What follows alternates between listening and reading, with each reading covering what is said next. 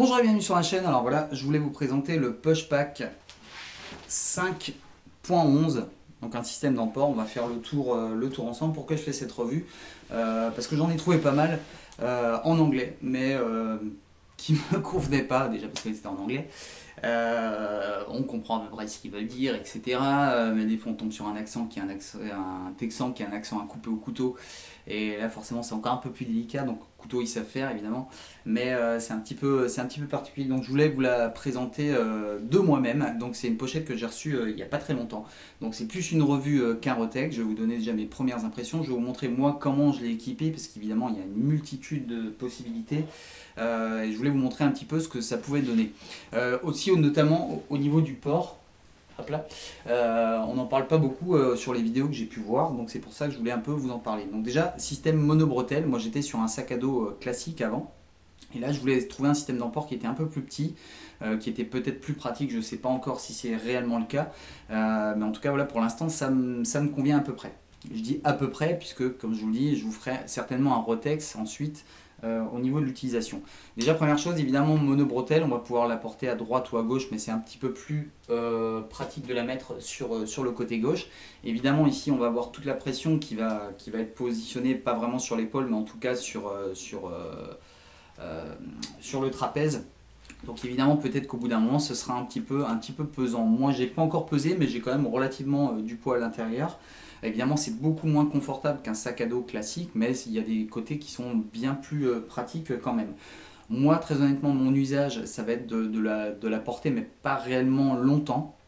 Je vais peut-être la porter 1 heure au maximum, sinon je me déplace en véhicule, etc. Donc ça me permet de l'avoir sur moi. Première chose, évidemment, c'est qu'on va pouvoir la faire passer de ce côté et pouvoir chercher ces éléments assez facilement, les éléments qu'on a besoin sur l'avant, etc.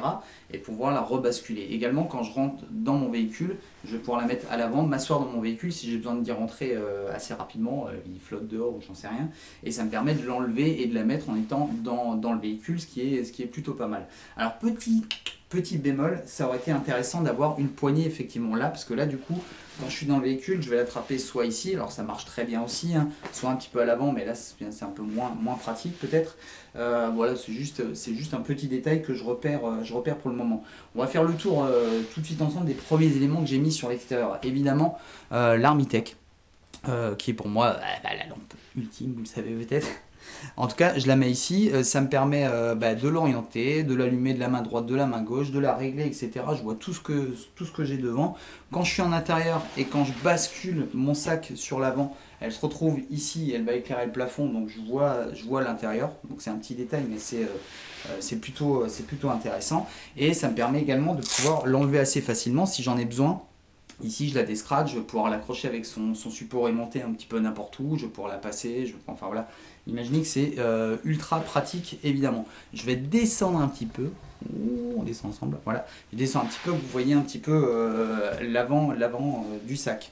Ici, au bout, j'y ai placé un couteau. Alors ça également intéressant parce que je vais pouvoir, en étant ici, le choper de la main droite ou de la main gauche et pouvoir juste avancer le sac ici et pouvoir avoir accès immédiatement à mon couteau. Ici du coup j'ai changé par rapport à hier soir, pour rester un petit peu dans le thème, la couleur, etc. Le RAD 2 Ontario, c'est un super couteau, c'est un super rapport qualité-prix, donc à la limite même si je le pomme, je sais qu'il se fait encore, etc. C'est pas gênant. Et donc on va pouvoir facilement le placer à l'intérieur en sachant que la poche arrive à peu près jusque là. Donc là il est un petit peu embuté, donc je le mets un petit peu de travers pour le rentrer au maximum. Là j'ai simplement rajouté un petit élément que vous connaissez qui se place sur les passes en molle, donc ça va me permettre d'y accrocher ce que je veux forcément. Et on va faire le tour du reste ensemble en y voyant un peu plus de manière un petit peu plus proche.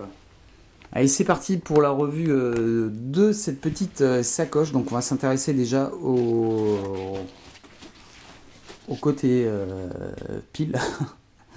Donc la partie qu'on va avoir en contact avec soi. Donc là vous voyez des systèmes mèche un peu molletonnés. Donc ça c'est pas mal au niveau du confort. Évidemment cette partie sera celle qui nous touchera le plus. Ici on a un petit élément qui va nous permettre, si on le souhaite, de le régler au niveau de la ceinture et de l'accrocher en plus à sa ceinture pour que le sac bouge encore moins. Mais très franchement, avec le poids qu'il fait en plus, ça bouge pas des masses. Je cours pas avec.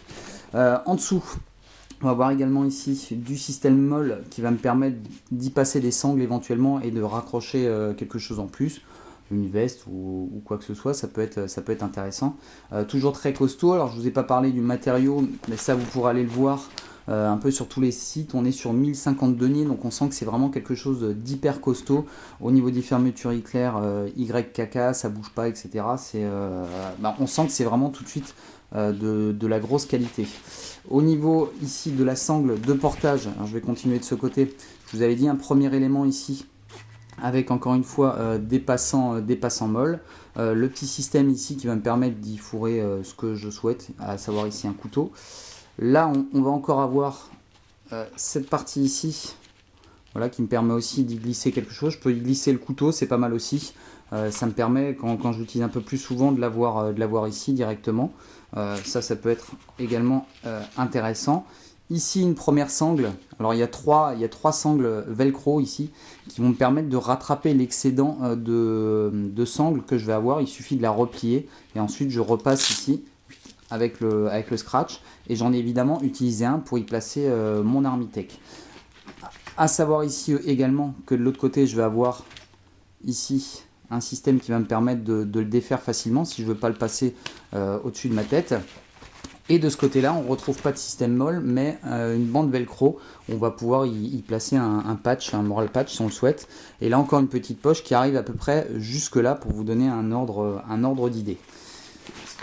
On passe à la face avant du sac. Donc ici, encore une fois, un système molle qui va me permettre d'y placer une bande patronymique ou alors me signaler si je fais partie des forces de l'ordre, etc. D'y mettre ici la bande patronymique, je disais. De ce côté-là, moi j'y ai placé une PD 31. Donc ça empile dedans, ça tient bien. L'avantage, c'est évidemment je vais pouvoir l'activer ou mettre le stromboscope directement si j'ai besoin de me faire signaler, etc. Si je suis au bord d'une route. Et vous allez voir que j'ai un autre élément, c'est un cône que je vais pouvoir mettre en plus en la laissant sur le sac et avoir une lumière qui sera complètement diffuse. Sur le côté, on va tout de suite parler de ça. Alors c'est un élément que j'ai remarqué qui gênait un petit peu nos amis outre-Atlantique. Alors peut-être que n'ont pas les mêmes contenances au niveau des bouteilles, c'est ce qui peut peut-être les gêner. Donc là j'ai mis une bouteille classique dedans, comme ça vous avez une idée de la taille que ça peut avoir. Donc là, ici, ça permet, vous voyez, de l'ouvrir et d'avoir suffisamment de place. Je vais pouvoir la glisser à l'intérieur, remonter les fermetures éclairs et passer cette sangle au-dessus pour sécuriser un petit peu. Alors je dis un petit peu parce que si vraiment je sors la bouteille, j'arrive à la sortir. Voilà, c'est une bouteille classique, si je la perds, c'est pas vraiment très grave. À noter, je vais vous le montrer avec une gourde SIG qui fait 1 litre quand même, que j'arrive à la placer à l'intérieur facilement, que ça tient. Alors avec le poids de l'eau en plus, ça tient, c'est pas impossible. En tout cas voilà, ça suffit pour y mettre un truc d'1 litre. Donc ça vous donne déjà aussi une idée de la contenance possible. Évidemment cette poche, on la retrouve également de l'autre côté. Alors on va voir ce que moi j'y ai placé à l'intérieur. Moi j'y ai passé une petite bombe de déodorant, le fameux cône dont je vous parlais. Il suffit que je le place ici là-dessus et là je me retrouve avec cette lumière diffuse. Ça peut être intéressant. Alors pour l'instant c'est on va dire un premier geste que je mets dedans, hein. C'est pas finalisé, mais en tout cas vous ça vous permet de voir un petit peu tout ce qu'on peut y mettre. Ici un sachet orange, si j'ai besoin de me faire signaler, l'orange c'est pas mal aussi, et c'est un espèce de sachet course. Si je veux transporter quoi que ce soit, même de l'eau, c'est toujours possible avec ça. À l'avant j'y ai rajouté, c'est déjà un pour vous montrer que c'est possible, et moi je l'utilise pas encore, c'est une petite pochette. Alors là on est sur une pochette qui est Opex Patrol. Alors je l'ai placée ici en sachant que c'est une pochette relativement dure. Je sais pas encore ce que je vais y placer dedans. Je veux surtout voir si ce fameux système ici à pression tient suffisamment bien. J'ai pas envie de perdre ce que je vais mettre à l'intérieur. Si je mets quelque chose qui a un peu de valeur, j'ai pas envie de le paumer. Pour l'instant ça tient pas trop mal, mais pour l'instant je fais un essai, on va dire un essai à vide. Une première poche à l'avant qui est au-dessus. Alors ici qui va me permettre de fourrer un petit peu tout ce que je veux. Alors moi dans l'idée c'était d'y mettre mes lunettes de soleil, alors ça rentre parfaitement dedans. Ça a l'air bête mais du coup je vais mettre moi la T360 à l'intérieur et ça va me permettre de, bah voilà, quand il fait nuit, d'échanger mes lunettes de soleil contre la petite lampe frontale. Pour l'instant je mets ça dedans. Si vous avez vu, normalement j'ai fait une revue sur mon ancien sac, j'avais une petite place qui était parfaite, du coup je le mets là-dedans. Et évidemment le Graal, hein, le câble iPhone, si vous avez un iPhone vous savez de quoi je parle. Ici, une autre pochette à l'intérieur dans laquelle j'ai glissé mon power bank. Donc ça, évidemment, toujours besoin d'avoir de l'énergie pour quoi que ce soit. Ici, une paire de gants. Hop, mouchoir en papier, etc. Enfin voilà, un petit fourre-tout. À noter qu'à l'intérieur, je ne sais pas si ça va correctement se voir, mais c'est un peu un problème parce qu'on a de la lampe, on a ce qu'il faut. C'est qu'à l'intérieur, ici, vous avez une partie en scratch qui est normalement prévue pour y fixer un holster et pouvoir y mettre une arme de poing si on en a besoin. Vous verrez que sur toutes les vidéos des Américains, ils en ont une. C'est vraiment le premier truc qu'ils prennent en sortant de chez eux, je pense. Donc là, hop, on la remettra plus tard correctement. Voilà, donc ça, déjà une poche assez intéressante puisqu'il y a un accès direct.